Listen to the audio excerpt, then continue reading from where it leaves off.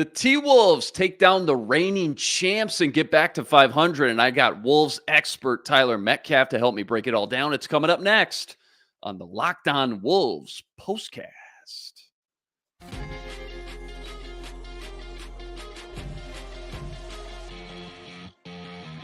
You are Locked On Wolves POSTCAST, part of Locked On Minnesota on the Locked On Podcast Network. Your team every day. Wolves crushed the Nuggets tonight. They moved to 2-2 on the season. What's up? What's up? Back in the lab, back at it with another T-Wolves POSTCAST episode right here on the Locked On Sports Minnesota Network. You got myself, Luke Inman, at Luke_Spinman. That's the man, Tyler Metcalf, writer and author over at CanisHoopus.com and on X at TMetcalf11. Before we jump into all the action tonight, quick reminder, this episode is brought to you by FanDuel, America's #1 sportsbook and official sportsbook partner of the NBA. All right, brother, let's jump right into this one. Wolves taking on the Nuggets tonight at home, coming off that brutal loss on Monday versus the Hawks. They blew that massive 19-point halftime lead. Let's just start with your big takeaways from tonight and what you saw from the Wolves bouncing back strong after that tough loss Monday night. Yeah, and it's resiliency, and that's kind of what we wanted to see. This is the exact response that we needed to see from the Timberwolves coming off of that pathetic loss against Atlanta in their previous game. It would have been really easy for them to come out flat and kind of cave under pressure against the Nuggets, who have been playing incredibly well so far this year, and they didn't. They came out sharp on defense. They were moving the ball on offense. They were taking advantages of mismatches in the post. They were really forcing guys on the Nuggets to defend them at a high level, and they didn't. And then on the other end of the floor, their defense was so good all night, especially in the half court. But in the fast break too, they limited Denver to just 9 fast break points. That's unheard of for this Timberwolves team. So they put up a ton of points. They were pretty effective on offense, but I think they really won this game with their defensive discipline. Yeah, and I'm a big NFL guy. You'll learn that as we go throughout the season. I always just think about in the NFL, you get these Super Bowl hangovers, right? A lot of teams get that first month of the season coming off a championship run, and how we'd always watch, Tom Brady and the Patriots or Aaron Rodgers and the Packers. They start slow out the gate. They go like 1-3, 2-2 before they really kick things into high gear and go on that huge run, make the playoffs, go deep in the playoffs. But clearly, again, Nuggets were 4-0 heading in for a reason. So, I mean, I was curious at first, like, all right, is everybody healthy first and foremost for the Nuggets? Like, what's going on? Because to come out after Monday's loss and then beat the defending champions 2 nights later, the way they did too, in the fashion they did, essentially holding a double-digit lead for, almost the entire night. That's awfully impressive and exactly, I think, what the doctor ordered for this team, just to kind of shake those bad vibes and hold that lead throughout the second half. What was the difference tonight in the second half specifically versus Monday, and I guess other past blown leads as well that you saw? Yeah, and at the start of the third quarter, we kind of started seeing some of the signs that were pretty similar to that Hawks game, where there were some questionable shot selection. There were some fouls, the turnovers. Yeah. And it's like, oh God, are we really going through this again? Especially with a team like Denver, who's going to pounce on opportunities like that in a split second and can rip off a 10-0 run in the blink of an eye. But Finch did a much better job of calling some quick timeouts to kind of stifle any runs and, not allow Denver to get in the rhythm. But then on offense, we saw Mike Conley really take over and just really pick his spots incredibly effectively out of the pick and roll with Rudy Gobert. He got his floater working. The outside shot was falling. Just that ability to stay calm and find his spots and make just the right decision, kind of possession after possession for about a 4 or 5 minute stretch there, was so crucial. And it was something that was completely absent in that Hawks game. Yeah, Wolves have lost 28 games when holding a double-digit lead in the second half since 2021. So we're going back a little ways, but still, like, it's a well-known fact now. Wolves fans, I mean, we're just hardwired, no matter how big the lead is now, to just kind of pucker up, and the anxiety reaches a new level once that third quarter starts. And like you said, in that third quarter, there were times tonight when they did look just a little discombobulated, some sloppy play, bad turnovers, missed shots, bad shot selection, what have you. you started to wonder if it was going to happen again. Now, I know they obviously still won tonight, but a lot of fans, it's going to be tough for them to get that out of the back of their mind, right? They're going to have to see multiple wins like this in this fashion and to see them hold on to those big leads. I'm just curious of your opinion, and I asked Tyler on Monday, but explain it to me like I'm 5, because I want your take. What is the issue for this team blowing those big leads over the last year or two, in your opinion? And it just Is feels it like something tangible? Like that's I don't what's think tough so. about it. I some depending there are different factions of fans. There are the cat haters, there are the Chris Finch doubters, and all of their various groups will lean on whatever excuse. But it just feels like complacency, and I maybe that goes back to the coaching staff of not really getting these guys fired up coming out of halftime and making sure that they're taking some of these assignments as seriously as they should. But it feels like when they get out to these big leads, they are like, oh, well, we're killing them, so they're just going to roll over and quit. But no, you're playing against the best players in the world, so they're going to come out. And in the modern NBA, with how prevalent the 3-point shot is, with how fast teams play now, it's so easy to work yourself back into a game and erase a 20-point lead than it was even just 10 years ago. So, and we kind of see that similar mindset, especially last year, where they were dropping games to teams that were tanking, like the Rockets and the Pistons and the Spurs. And it's just that complacency of, we should beat them on paper, or we should have this game won already. And they don't see it out. Tonight, they saw it out. They battled through those kind of early third quarter jitters and found their groove again and just kind of maintained that 15 to 20 point lead to the end.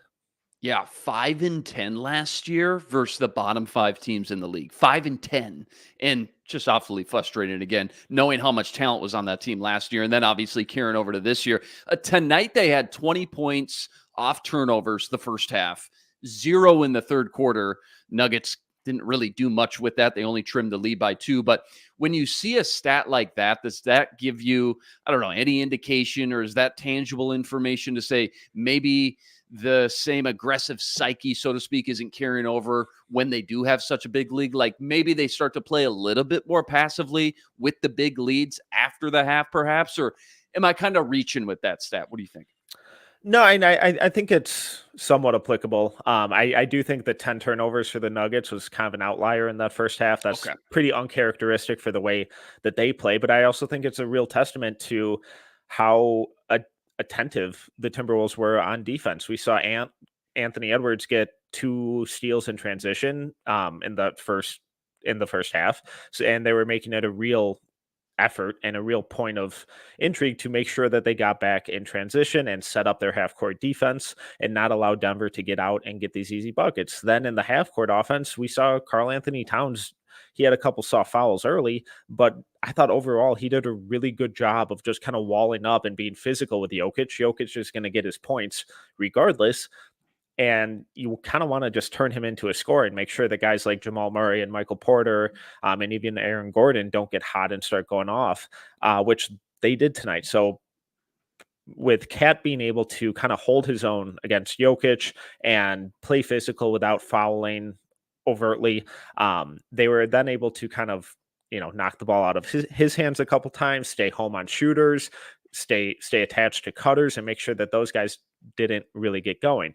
Then in the second half, in that third quarter, like we mentioned, that kind of rough shot selection led to some easy transition buckets and guys kind of scrambling a little more. So there wasn't that defensive cohesiveness that we necessarily saw throughout the entire first half. Yeah, and you mentioned Cat kind of walling up on Jokic, and he got his points, 25, but only 3 and he's always assists. going to. Yeah, exactly. Only 3 assists. And I wish I had the stat in front of me. They said it on the broadcast, but he's had like 30 straight games or something insane, right? Something wild. Triple doubles in like 30 straight games. So all in all, I feel like they contained him the best they could. And I'm thinking about that third quarter again when things started to shift just a little bit there for a second before Finch, like you mentioned, called some really good timeouts. Luckily, 2 guys really stuck out. Mike Conley and Jaden McDaniels, both ends of the court. They really kind of bailed them out in that third quarter, kind of helped put a little Band-Aid, it felt like, on such sloppy play for most of that quarter and keep that lead to 17. So that was huge. This team has now held opponents to under 100 points in 3 of their first 4 games. What's been the catalyst? What's been the biggest catalyst, in your opinion, to this stifling defense thus far? Rudy Gobert looks like Rudy Gobert Yeah. again. Yeah. I just physically, he looks like a completely different player than we saw all of last year. He looks healthy. He's moving so well. He's covering a ton of ground, really communicating, being active around the rim. It was like the Denver's like first like 5 to 8 possessions. They all kind of had shots around the rim, but all of them were so heavily contested and really altered by Gobert and his ability to roam off and kind of play that center field role and be that help side rim protector while also being able to be so much more agile in drop coverage than he was last year. It's really paying dividends and he looks so much better. And really, he's the biggest reason right now why their half court defense has been so incredible. Yeah, he just looks so much, I don't know, cleaner, crisper in Yeah. every facet, and he's really been the pillar for them every time he's been on the court. Let's just touch on all 3 of the big men while we're at it, because we could gush about Rudy all night. That's how good he's been. How's Cat been through 4 games? Not just tonight, but through 4 games. What have you seen from him, kind of big picture lens? I know he didn't have, maybe necessarily the greatest shooting performance again tonight. Still seems like we haven't seen the best of him yet by any means, but I mean, you say that, and then you look at the box score, guy puts up a cool 21 points and 8 assists.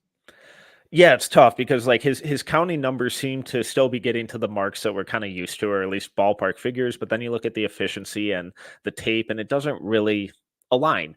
And he just looks really frustrated right now. And I think a big reason for that is the outside shot just isn't falling. He's shooting like 24% or something from 3 on the season right now. Obviously, it's early. We know he's a much better shooter than that. So that should kind of revert to the mean at some point.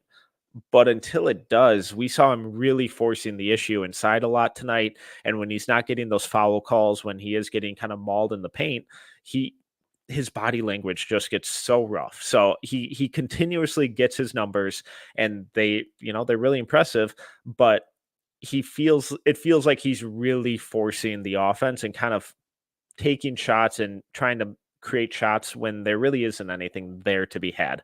And the fact that he's getting 21 points and 8 assists, I think you said, is still just such a testament to how talented he is.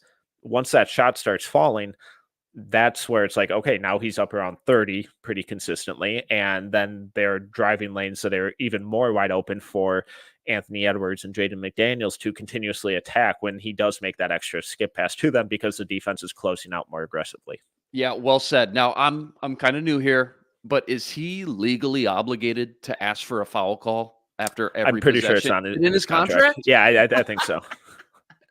Oh man. Good points on him though, by the way, really though. And then just to round out the big 3, I guess. How about Naz Reid? 4 straight games with double-digit points to start the season for the first time in his career. Is this the same guy we saw last year? Has he even looked better than what you remembered? It feels like he's just taken another step forward in his confidence and his level of comfort within this team. The first couple of games, we really saw him light up the scoring column from outside because his outside shot was really falling. And tonight we saw kind of a different look from him. I know he made at least 1 3, but they kind of continuously went to him in the post where Denver, or when Naz would come in, is usually against the second unit, and Peyton Watson, who's more of a small forward than a power forward, was being matched up on Naz Reid, and Naz has both the height and the weight advantage there, and he continuously took him down into the post. And we saw Naz really effectively work over both shoulders with the right and left kind of jump hooks and just kind of get whatever he wanted in there. So he just looks so comfortable, so confident, and just really seamless fit in this offense. And, we saw it in their first win where Cat kind of got in foul trouble, and then Naz got real hot and just forced Finch to leave him on the floor. He's just in a perfect spot where if everything's rolling, everything's flowing, he can come in for those 20 minutes a night and just get his points and kind of dominate because of the mismatch issues that he presents to the other team against the second unit. But then if Cat is hurt or having an off night or in foul trouble or whatever, he can be a pretty similar facsimile and fill in pretty seamlessly around the edges.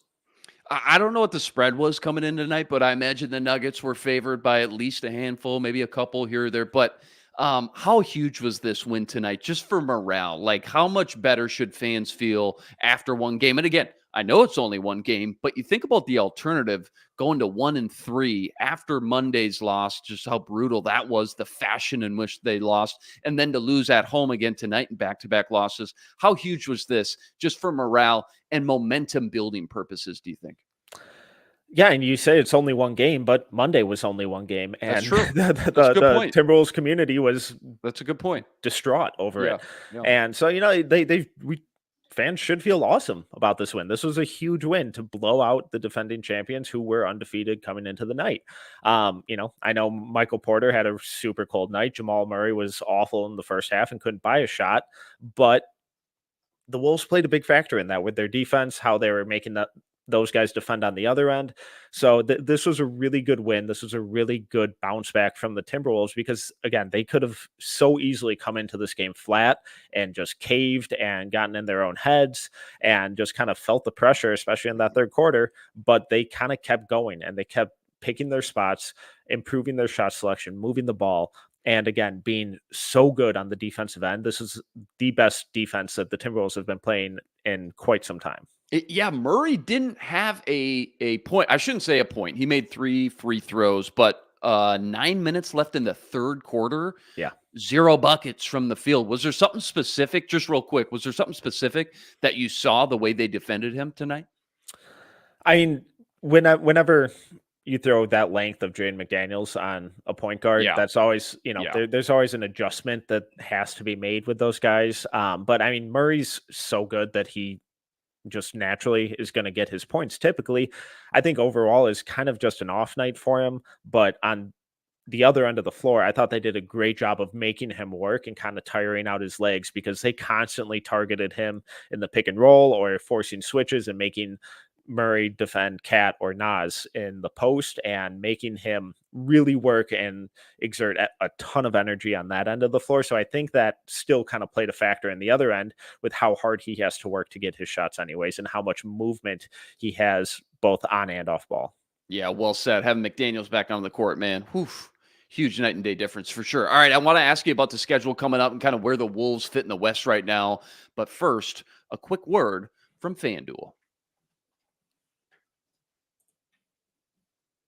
Quick reminder, this episode is brought to you by FanDuel, America's #1 sportsbook, an official sportsbook partner of the NBA. Right now, new customers get $200 in bonus bets guaranteed when you place just a $5 bet. $200 in bonus bets, no matter what, win or lose, when you throw down just $5. If you've been thinking about joining FanDuel, there's no better time to get in on all the action. The app, it's so easy to use, and they got everything you need. Money lines, parlays, prop bets, you name it, they got it.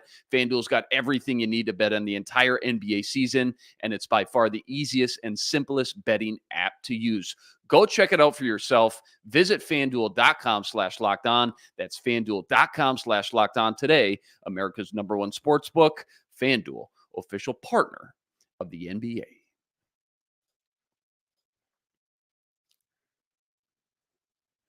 All right, last couple before we wrap up here. Is there any specific rotation or way Finch has used these lineups that you'd like to see maybe differently early on here? Or maybe a guy or two, how about this? A guy or two that you're surprised hasn't gotten more run or more minutes thus far. And that could be for good or bad, I guess.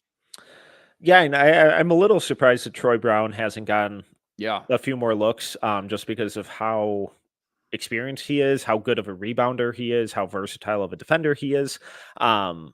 Maybe it's just the chemistry or, Finch just really wanting to kind of solidify these top 7 guys in the rotation first. Shake has gotten the bulk of the backup minutes. He's really struggled. I liked how both of those guys really looked in the preseason. I thought their rebounding, their defensive versatility was going to be a huge factor in this Timberwolves team, but both of them are really kind of struggling to kind of find their rhythm here. So it'll be interesting to see how that goes on. Both are used to playing alongside superstars in various settings and kind of being those role players off the bench. So it's not like they're being tossed into a really uncommon role. Maybe it's just new setting, new people, new terminology, all that kind of stuff, or early season learning hurdles. So I'm going to be really fascinated to see how and if those guys responsibilities and roles kind of evolve over this next week or so. Yeah, for sure. Such a long season. We're just scratching the surface, but I too am a little surprised we haven't seen a little bit more of Troy Brown. Schedule stays tough here coming up. We all knew this is where they'd really just have to just kind of try to stay afloat. What do they need to do to survive this stretch over the next 2-3 weeks as far as wins and losses go, in your opinion, just to kind of, again, just kind of stay afloat?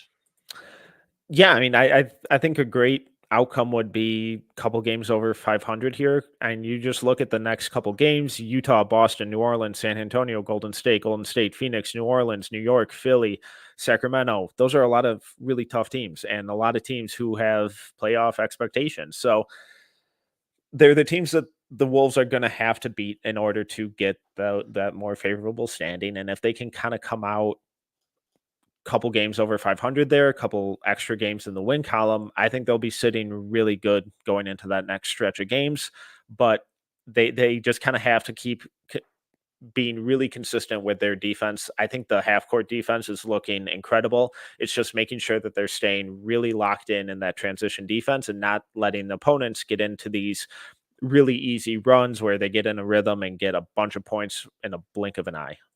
Yeah, well said, man. I got to repeat that schedule one more time because that is pretty wild. Celtics, Warriors twice, Pelicans twice, Suns, 76ers. Man, not necessarily an easy stretch by any means, but knowing this team, the way they play and kind of rise to their level of competition, so to speak, I mean, they'll just raise their play and who knows? Watch them, not just stay afloat and go 500. Watch them actually go a couple games over 500 after this tough stretch. Last one here. I asked Jack this on Monday too, but I'm curious your thoughts as well because, again, I know we're only 4 games into the season.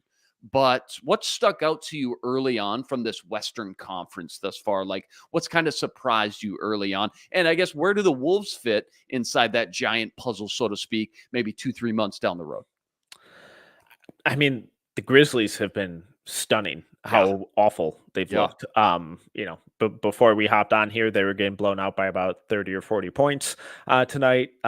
I know missing Steven Adams really hurts. Obviously, missing John Morant really hurts. But I thought they would at least be kind of 500-ish and, really battling for the Timberwolves and along the same record wise. So obviously it's only 4 or 5 games into the season for them, but those are the types of teams that the Timberwolves are probably going to be landing around in the standings come playoff time. And the fact that they're getting off to this bad of a start is a really steep hill that they're going to have to overcome. So they're probably the biggest surprise for me, at least in the negative column.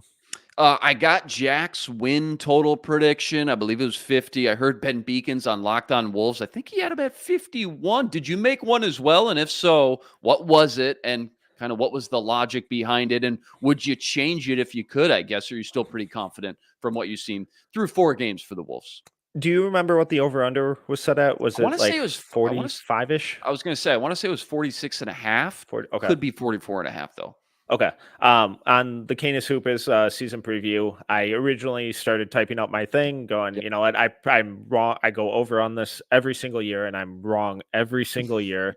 And I'm like, I'm going under, and then I start, going back through the roster. I'm like, God, there's too much talent. I can't. I'm going back over. So can't do it. That's what they do to you every year. Every year. So again, fans, I'm sorry. I might be the curse. I might be the problem. But I did go over. I didn't have a specific number on it, but it was like just over. So it's like a game or 2 over whatever the line was set at. So probably like that 45, 46 mark. Yeah, well said. Well done tonight, as always. Wolf thump the reigning champs, Nuggets, 110-89. They get back to 500. Huge shout out to everyone over there who's joining us on tonight's postcast. Rest assured, we'll be back each and every game, same time, same place, right here to break it all down. And quick reminder as well, go check out Tyler's stuff over on canishoopus.com. Anything we should be on the lookout for? Anything recent that you've published on the Wolves or anything else? Nothing specific. There's so many talented writers over there who have every day covered. So whatever you need from the Timberwolves, I'll have some more kind of X's and O's stuff and player breakdowns coming in the near future. I did kind of break down how the Timberwolves are balancing that flow versus specific set system in the preseason. So that's over there. But there are so many talented writers. The team is really strong over there. So just go over there, check out, support everything that those guys write. Love it. Absolutely. And I'll make sure to go check out that article on the Wolves as well. That'll do it for us tonight in Game 4. Wolves beat the Nuggets. Next on deck, Utah Jazz, Saturday night at the Target Center. Tip-off 7 p.m. Central Standard Time. Follow us on X, at Luke_Spinman, at TM Metcalf 11, and follow all our work over on the Locked On Sports Minnesota Network. And, of course, Ben Beacon over on the Locked On Wolves podcast as well. He's Tyler Metcalf. I'm Luke Inman. Until next time, signing out.